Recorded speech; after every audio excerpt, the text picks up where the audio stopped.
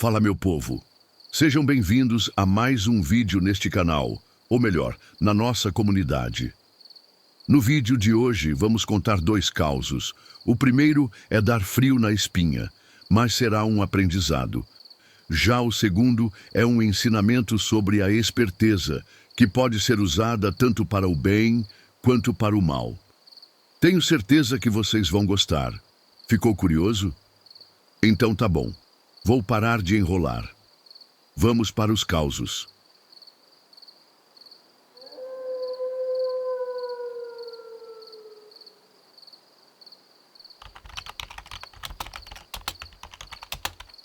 Causo número 1.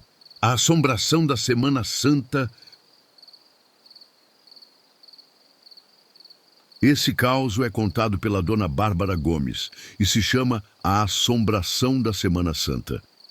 Como sabemos, na tradição católica não se pode comer carne na Sexta-feira da Paixão, que é também chamada de Sexta-feira Santa.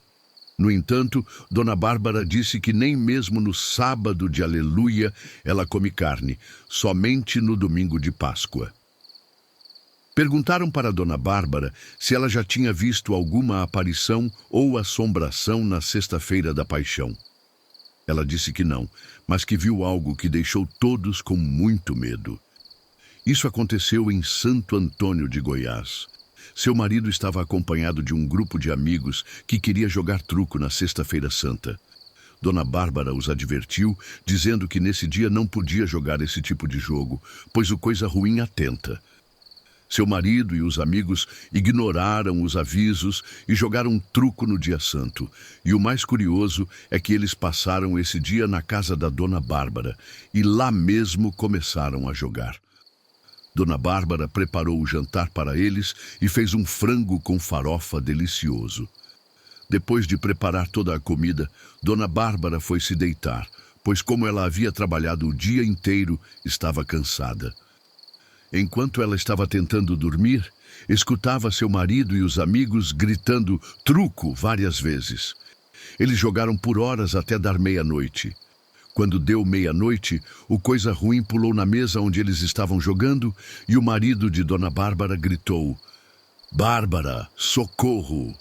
Pulou uma coisa medonha em cima de nós. Dona Bárbara, então, se levantou rapidamente e deu uma bronca em todos eles. Disse a eles que havia avisado que truco não podia ser jogado na Semana das Dores. Dona Bárbara disse que começou a rezar muito, pedindo a Deus para que aquele bicho assustador desaparecesse. Ela teve que rezar muito até conseguir fazer com que aquela criatura fosse embora. Ela disse que depois disso, seu marido e os amigos nunca mais jogaram truco na Sexta-feira da Paixão. Disse também que truco não é um jogo de Deus. Dona Bárbara disse que o coisa ruim que apareceu e pulou na mesa de truco era preto, pequeno e cabeludo.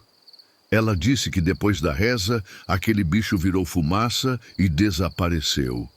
Disse também que rezou sozinha, pois seu marido e os amigos não costumavam rezar. Dona Bárbara disse que os amigos de seu marido foram embora com medo. Imagina como deve ter sido o caminho de volta depois de terem visto aquela criatura assustadora? Pelo jeito, Dona Bárbara tinha razão. Não se deve jogar truco na Sexta-feira Santa.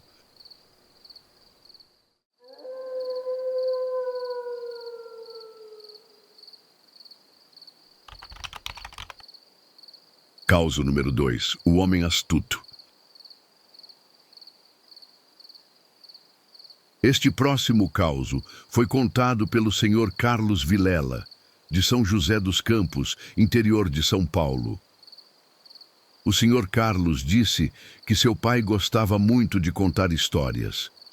Na frente da casa onde moravam, tinha uma calçada alta, e ele e seus irmãos ficavam sentados ouvindo o pai contar as histórias antigas, histórias de reis, histórias bíblicas, histórias do Pedro Malas Artes e por aí vai.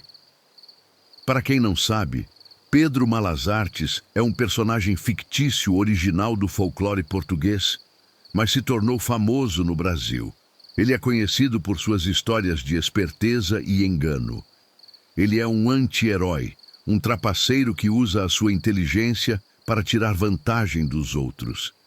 Ele acaba muitas vezes se envolvendo em situações engraçadas e inesperadas. O interessante é que as histórias de Pedro Malas Artes funcionam também como uma sátira, criticando a ganância, a vaidade e a ingenuidade. O Sr. Carlos começa então contando uma das aventuras do Pedro Malas Artes. Ele inicia contando que Pedro era muito perseguido pelo rei, pois era astuto, tirava vantagem dos outros e conseguia se safar de diversas situações difíceis. Um dia, o rei e Pedro Malas Artes estavam presentes em uma festa, e na estrada estava passando um homem com um punhado de cabrito, amarrados em uma corda. Ele estava levando esses cabritos para algum mercado, para serem vendidos. O rei, vendo aquele homem passando na estrada, lançou um desafio para Pedro. O rei disse o seguinte: "Está vendo aquele homem com os cabritos? Pois bem, já que você é muito esperto, eu desafio você a roubar os cabritos daquele homem sem agredi-lo e sem que ele perceba."